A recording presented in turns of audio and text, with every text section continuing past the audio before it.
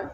நான் வந்து வரலட்சுமி நோம்புக்கு வளையல் மாலை பண்ணியிருக்கேன் பாருங்கள். இது எப்படி பண்ணுறதுங்கிறத நான் டீட்டெயில் வீடியோவில் சொல்லியிருக்கேன். நீங்கள் என்ன கலர் வளையல் வேணாலும் எடுத்துருக்கலாம். நான் வந்து இதில் வந்து க்ரீன் அண்ட் ரெட் எடுத்து இந்த வளையல் மாலை பண்ணியிருக்கேன். இதுக்கு உலன் நூல் எடுத்திருக்கேன். இதான் அதுக்கு தேவையான பொருள். இது எப்படி டீட்டெயில்டாக கட்டணுங்கிறத நான் டீட்டெயில் வீடியோவில் சொல்லியிருக்கேன். ரொம்ப ஈஸி தான். ஒரு 4 வளையல் போட்டுட்டிங்கன்னா நீங்களே கடன்னு கட்டிடலாம். நான் 3 அம்பாளுக்கு பண்ண போகிறேன்.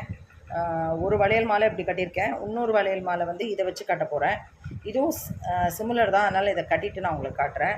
இன்னொன்று வந்து சின்ன வளையலை வச்சு பண்ண போகிறேன். அது கட்டும்போது நான் உங்களுக்கு காட்டுறேன். ஸோ நீங்களும் இதெல்லாம் டீட்டெயில் வீடியோ பார்த்து அம்பாளுக்கு வளையல் மாலை போடுங்க. ரொம்ப விசேஷம் வரலட்சுமி நோன்புக்கு வந்து நம்ம வளையல் மாலை போடுறது. நீங்களும் இதை பார்த்துட்டு டீட்டெயில் வீடியோவில் போட்டிருக்கேன். எப்படி இருக்குன்னு சொல்லுங்கள். தேங்க்யூ ஃபார் வாட்சிங். Good day.